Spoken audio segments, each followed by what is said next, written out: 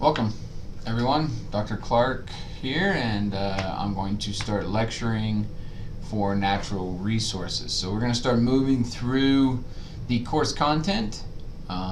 Again, remember that I will often tell you about supplemental reading, supplemental videos. I'll try to put as many links as possible to this material, either for you to buy or at least the title, so you can go to a library, search it, something like that.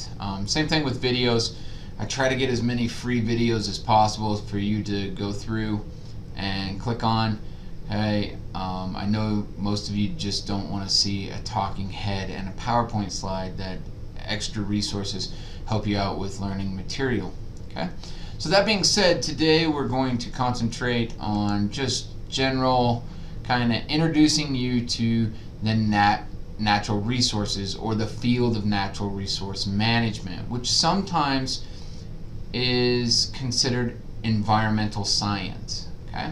Now those two are not necessarily interchangeable, but a lot of the features you find in environmental science you will also find in natural resource management. Okay, so first let's just go through a few definitions that you'll need to have some clear understanding of what it means when I say something like environmental science. So environmental science is really the study of the environment, okay? And if we're talking about environmental science from our perspective, it's our environment, whatever that environment we occupy is, okay? And how we occupy that place.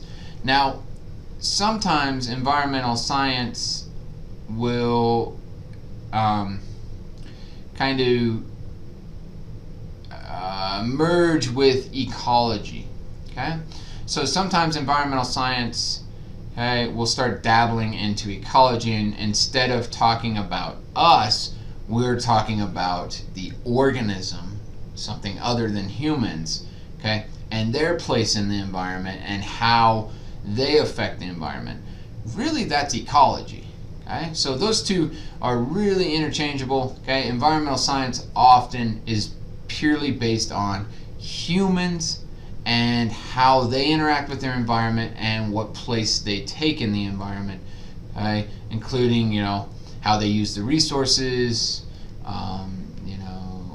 pollution levels, destruction, protection, all kinds of things. And we'll talk about a lot of these things as we progress.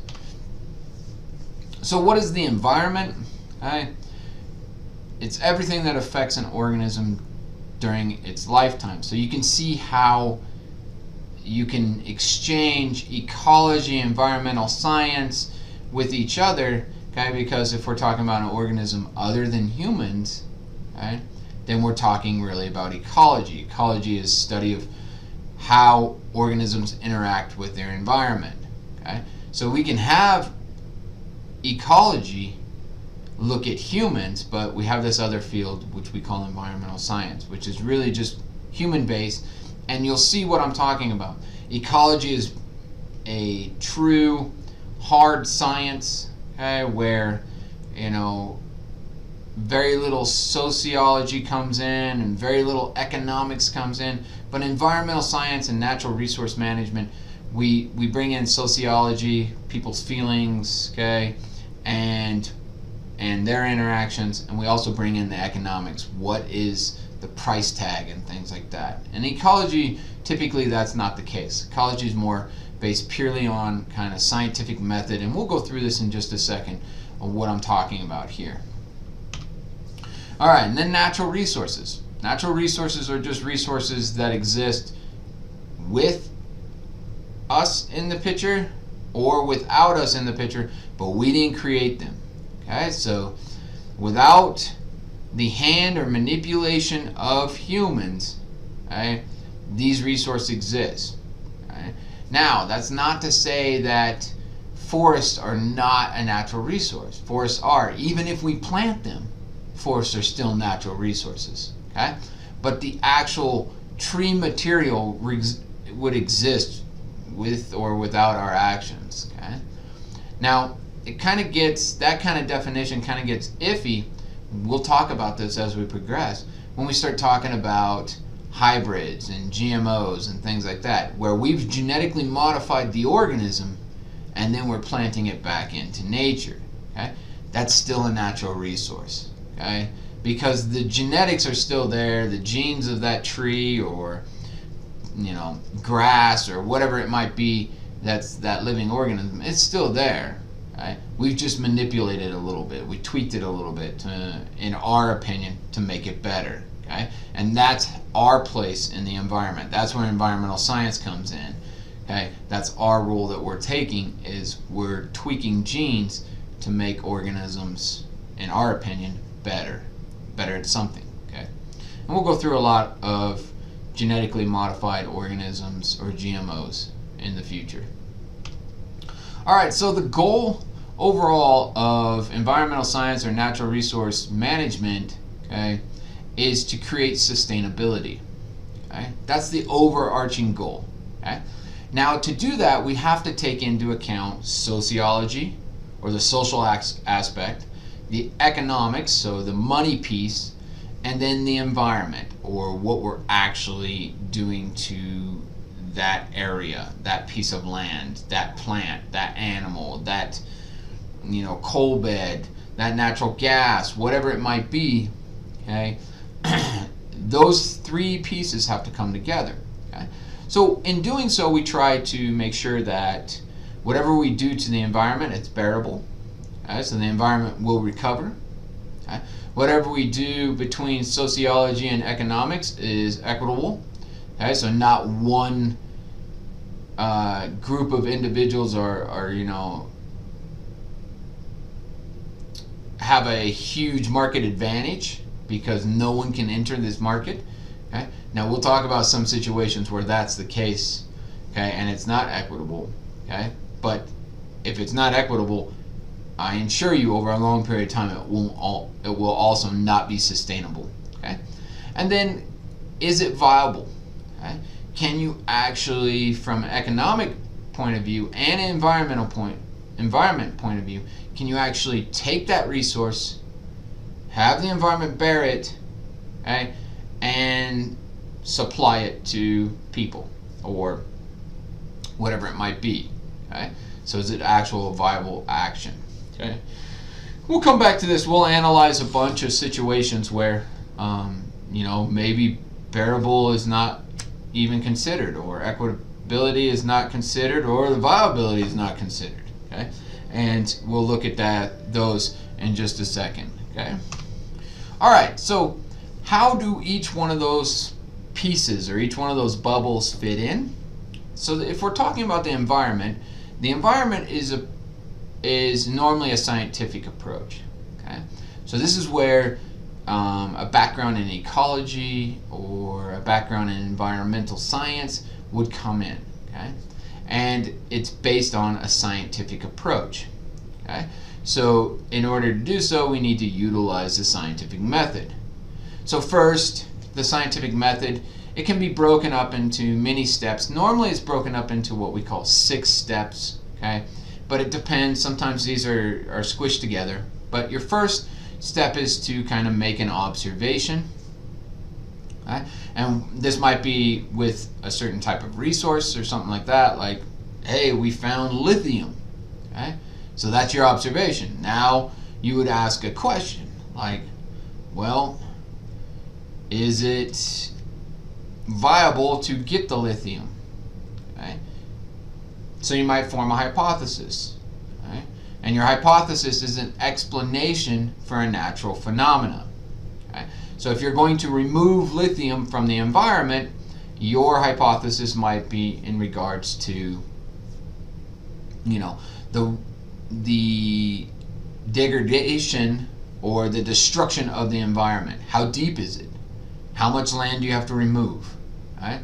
So you might say, as long as the lithium is no more than 200 feet down, it's a viable option. That's a hypothesis. Now you can then design an experiment Not so you don't have to actually remove 200 feet of soil or material. Okay, maybe you're just going to drill down 200 feet, a test well, okay, and figure out if that's truly a viable option. So you'd make a prediction based on your hypothesis, like we predict if we hit a lithium deposit within 200 feet, then it's a viable option.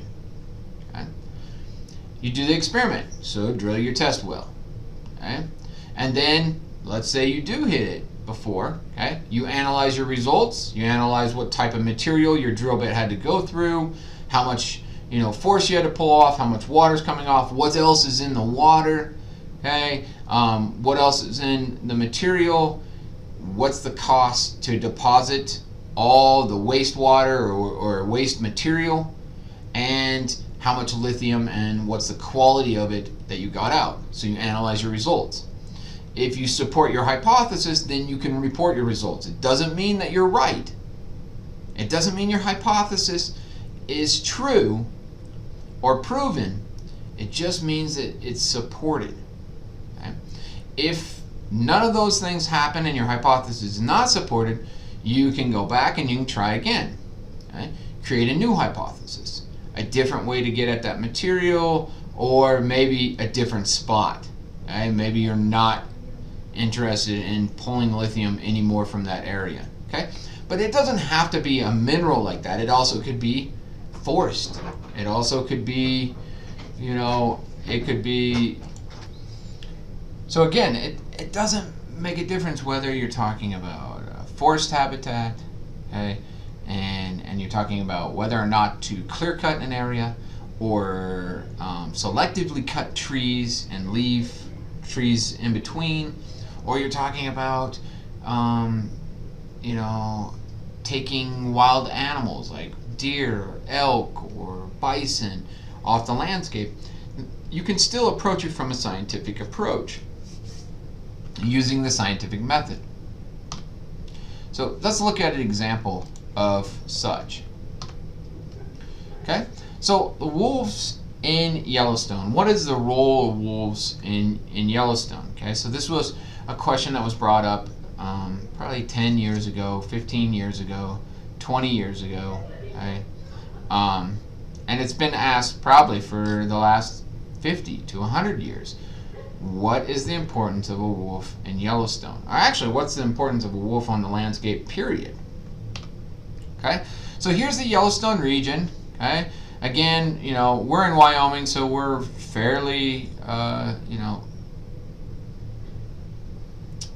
we're fairly familiar with at least wolves, Yellowstone, okay, because the majority of the Yellowstone National Park is, part of Wyoming, okay? But remember, when decisions are made in this case, wolves don't just stay in the Yellowstone part in Wyoming, but also move into, Montana, Idaho, okay, and potentially, going down corridors, they could get into Utah. Nonetheless, okay, these decisions are based on lots of states coming in. But before we get to that, we're going to analyze kind of what do individuals in Yellowstone, what I call Yellowstone proper, or the Wyoming portion of Yellowstone, what are their values and what are they thinking about this issue? So we could ask the question, what is the impact of reintroducing wolves to Yellowstone? So if you don't remember the story, or you're not familiar with the story, never heard of it, okay, in the 1920s we eradicated wolves from Yellowstone. We killed every single wolf that was in Yellowstone in a certain period of time. Okay? And then we went without wolves in Yellowstone for about 75 years. Okay? And in 1995, we reintroduced wolves into Yellowstone. Now, the interest was to ask this question: what is going to happen when we reintroduce these wolves? Now, if you think about prey that these wolves will prey upon, you would think, well, okay, elk, deer that live in Yellowstone, bison that live in Yellowstone, rabbits, whatever it might be that are occurring in Yellowstone proper, okay, They've never seen a wolf in their life. Okay? I mean, not even possible. They've never seen a predator like a wolf in their existence. Okay? And so what's the impact going to be? Okay? So to ask this question, first of all, 31 wolves were introduced in 1995-96, okay, into Yellowstone proper. Okay. So we might ask someone like Doug Smith. Doug Smith, for those of you who don't know, is the head wolf biologist in Yellowstone National Park. Okay, and he was part of the team that introduced 31 wolves to Yellowstone. Okay, so he's a lead biologist on that introduction, and he still works for Yellowstone and is still the lead wolf biologist. So Doug Smith might ask a question like, what is the population growth of wolves? Now, clearly Doug Smith, being the wolf specialist, he wants the reintroduction to happen. But he also needs to know what's going to happen when you introduce 31 wolves. What's the population going to look like? So he might have a hypothesis. He might say, 10 years after introduction, so by 2005, the wolves of Yellowstone will reach what we call carrying capacity, or the maximum number that can occupy a given space. Okay? So that might be his hypothesis. His prediction, based on those hypotheses, would be to collect wolf data, to collect numbers of populations and see what the trend's going to be. So you should see the wolf population increase, and then eventually hit a certain point and start decreasing. That would be the carrying capacity where they hit that point. Okay, and especially if you see them go up, go down a little bit, and then go back up, okay, then you can just estimate the carrying capacity is somewhere around those peaks. Okay, so that might be a question that Doug Smith would ask. Okay? Bill Ripple and Robert Bichetta, or Bob Bichetta, okay, are plant biologists from Oregon State University, okay? And they had a very different question that they wanted to ask. So remember, just because we're introducing wolves doesn't mean that other people are not going to ask questions or other entities aren't going to be affected. So again, these guys are plant biologists, and their thought process is, look, we're putting a new predator into the environment that elk and deer and bison have never seen before. Okay? And what's going to happen is these ungulates or herbivores that are eating the plants will not be able to just sit there and eat and just keep eating and eating. They will have to watch. Okay, so they might have to take a bite, look around, okay, because there's now a predator in the mix. Okay, so Bill Ripple and Bob Bichetta figured, well, guess what? When you introduce these, the plant communities are going to recover. Okay? The elk population is going to decrease, the deer population is going to decrease, the bison population is going to decrease, and the plants are going to increase. And so you should see a lot more plant growth in regions that were barren or had really high grazing from these organisms. Okay? Now, I highly suggest, okay, you watch the video Lords of Nature. Okay, it's on YouTube, free, at least for now, it's on YouTube. Okay, if not, I'll put a link. So if you want to purchase this video, if you want to show it at a different point, you never know, some of these videos might be removed from YouTube. But regardless, it's there, it's free, watch it. And it talks a lot about wolves and the reintroduction of wolves, what it did to the plant community, what it did to life around Yellowstone for ranchers and things like that, and how are they mitigating this new introduction of this great predator. Okay, and so check it out. And then it also talks about things like Zion National Park and cougars, and it's just a really good video about kind of looking at lots of different aspects of the introduction of wolves and great predators to the ecosystem. Alright, so let's look at some data. This is what they figured out. This is what they found. So if you look at Yellowstone National Park in 2012, they published their wolf elk population dynamics. So if you see in 1995-96, okay, 31 wolves were introduced, okay, and the population starts to increase, okay? Increase, and by about 2004, 2005, okay, if Doug Smith had made that 10-year prediction, okay, hypothesis, it'd be fairly well supported. They hit a little bit over 100 wolves in the park, and then they start crashing. Okay? They get down to about 60, okay, and they start bouncing back up. Almost reach the 100 mark again, and now they're on a decline. Okay? Experts would predict that eventually this decline will start increasing again if everything is held constant. Okay? At the same time, you can see elk populations were somewhere around 14,000.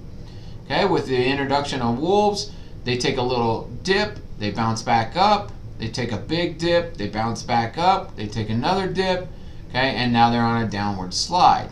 Okay, a little bit along with the wolf population. So, you know, at their peak, the elk population in Yellowstone National Park was somewhere around 15,000 elk. Okay, and now they're somewhere down around 6,000 elk, 5,000 elk, okay, while the wolf population is somewhere underneath 40 animals, somewhere around that 35, 38 animals, okay? Now, we're expecting both of these to pop back up unless there's something else going on. Now, I can ensure you, based on this graph, you can tell the elk population's decrease is not just due to the wolves. Otherwise, while the wolves were decreasing down to 38 organisms, you would expect, if you go back over here, the elk population to be up here in the 12,000 mark, and they're not. Okay, so they're not recovering. It's not because wolves are eating more elk or anything like that. It's because of probably diseases, bad winters, okay, poor habitat, these kind of things. They all play a role in this, and we'll analyze this a lot more as we go on. Okay, now, so that's what Doug Smith was interested in. Now, if we look at it from Ripple and Bruschetta's point of view, here was 2002. Okay, the elk population was somewhere around 12,000 at that time. Here's 2015. The elk population is somewhere around 8,000. I know you don't see it here, but they're somewhere around 8,000. And you can see vegetation in 2002. It's not very high. It's not very thick. In 2015, there's a lot more vegetation. It's a lot higher. Okay, and that's exactly what Bruschetta and Ripple would, and published in 2016. That's what they would have predicted would happen when you introduce a new predator to the ecosystem. The elk can't just eat everything all the way down, and the deer can't eat everything all the way down. Okay? Now they have to move through. They're still consuming material, but they have to move through, okay, and the wolves chase them a lot more and don't allow them to just sit there and eat. Okay? All right, so we'll come back to ecological approaches and things like that, but let's look at some other things, like an economic approach. Okay? So an economic approach is often clearly based on money. Okay? And there's lots of ways at which you can calculate this, and we'll try to do this as much as possible. Now remember, I'm not an economics professor, okay? So if I say something and you're like, wow, that doesn't make all that much sense according to my economics professor, hey, feel free to call me out on it, show me a different equation, these kind of things. This is just the economics that a typical wildlife manager would use, okay? Or someone who's going to analyze resource management would use. Cash flow, it's very simple, okay? How much money are you making? What's your expense, okay? Really, really simple equation, okay? I don't want to say it's often used because there's a lot more pieces when we're talking about natural resources, but this might be, you know, something that someone who's running cattle on a landscape would calculate, okay? What's my income from running those on that landscape? How much am I paying BLM to have my cattle on that landscape? How much am I losing to disease, coyote predation, wolf predation, whatever it might be, cougar predation. Okay, what's my expenses overall? What's my trucking expenses? All this, and that's your income. Okay? Another way to look at this is what we call leverage ratio.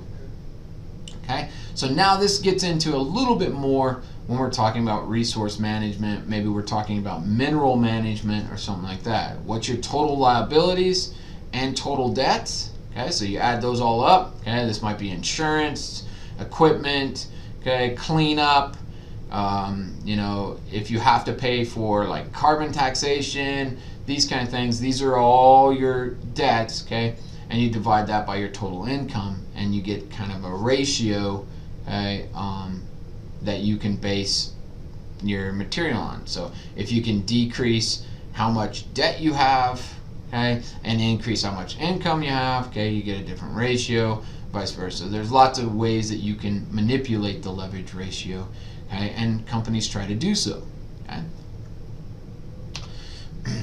The other thing that you can calculate, and this is often calculated when we're talking about developed countries, okay, is the IPAT equation.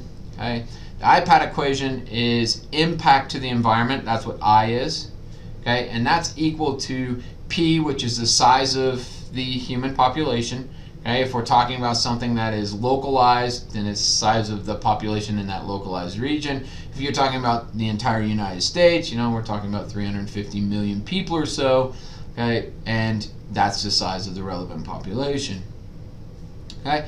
The affluence of the population, so what's the wealth of the population? Okay? We know from lots of studies in economics and environmental economics, okay, that as a population becomes more and more wealthy, their impact on the environment is much greater. Their homes are bigger, their cars are less efficient typically, okay, or they have more vehicles, and they have more waste in general, okay, so the affluence of the population increases. Now, this is generalized, it's not true for everyone, okay. Yes, Tesla is a very expensive brand, so if you have a lot of money and you buy a Tesla, it's probably better than buying, a Lamborghini or something like that for the environment. Okay? I'm not promoting either car, okay, but for the environment, it's probably better to buy a Tesla, environmentally speaking, than a Lamborghini. But regardless of that, and I don't actually know if that's true, but based on the gas mileage and the parts that go into it, I think it's probably true. Now, so the affluence or the wealth of the population, and T is the technology available to the population. So what is T? It depends purely on what is the resource that we're talking about. Is it a new technology? Is it a new vehicle? Is it, lithium batteries, so cordless tools, that all run on lithium batteries? What's the impact of digging that lithium out of the ground? Okay, or are we talking about natural gas heated, homes? And now we're talking about the average home of being 4,000 square feet in wealthy areas. So it depends on what the technology is that we're talking about, but that would be what's coming in for the impact. So this is the IPAT equation.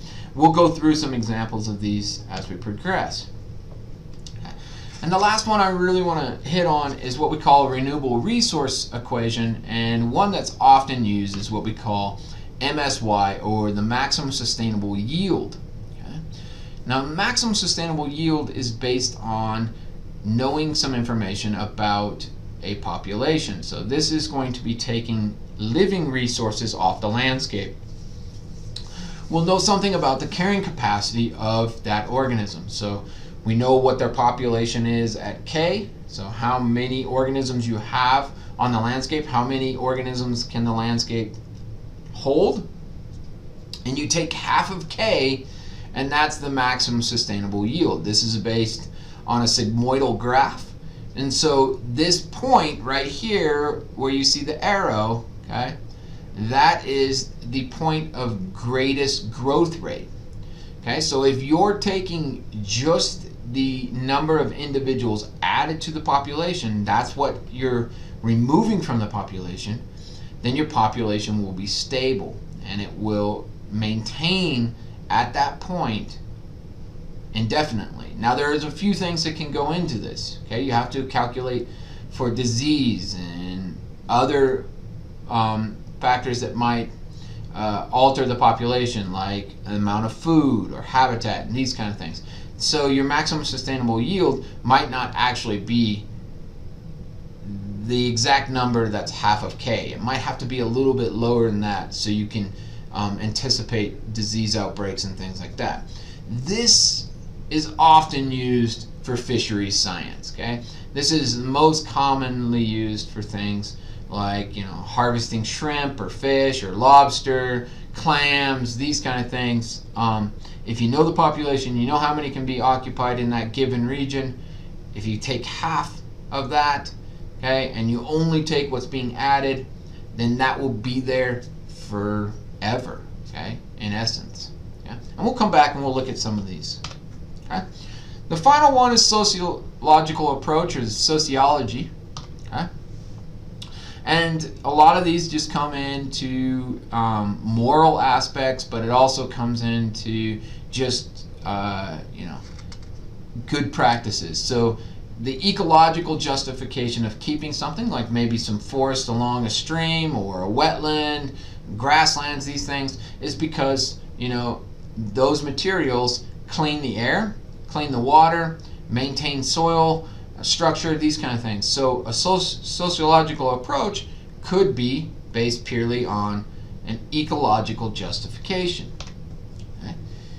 Utilitarian justification would be, you know, some group of people get an economic benefit from this resource, and maybe we're talking about, you know, something like a Brazilian forest, okay, and a lot of people that would get resources from the forest in which they can make money, okay, versus one person getting resources from the forest if they cut it all down and raise cattle on it, okay.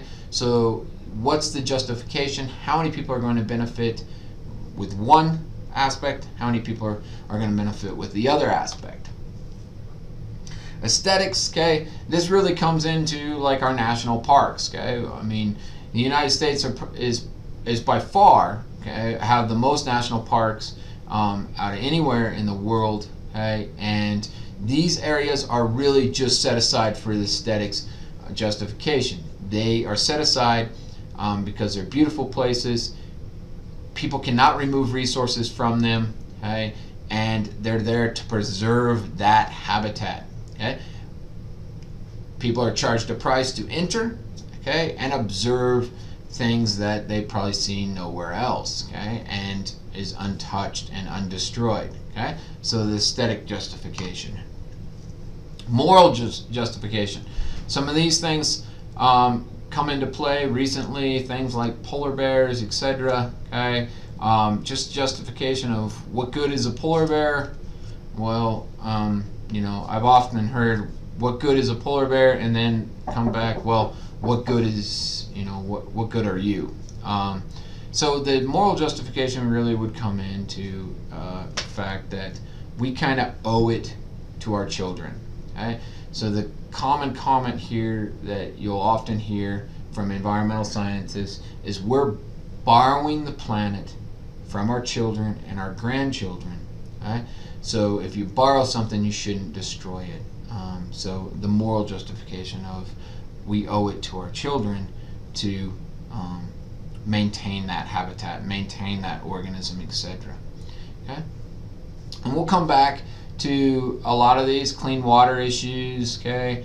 I mean, I think there's probably very few people in the world that would, you know, trade places with some other people in third world countries where they're washing their clothes with water that has, you know, dead fish in it and is really toxic, but they're still washing their clothes and they're still boiling that water to drink it.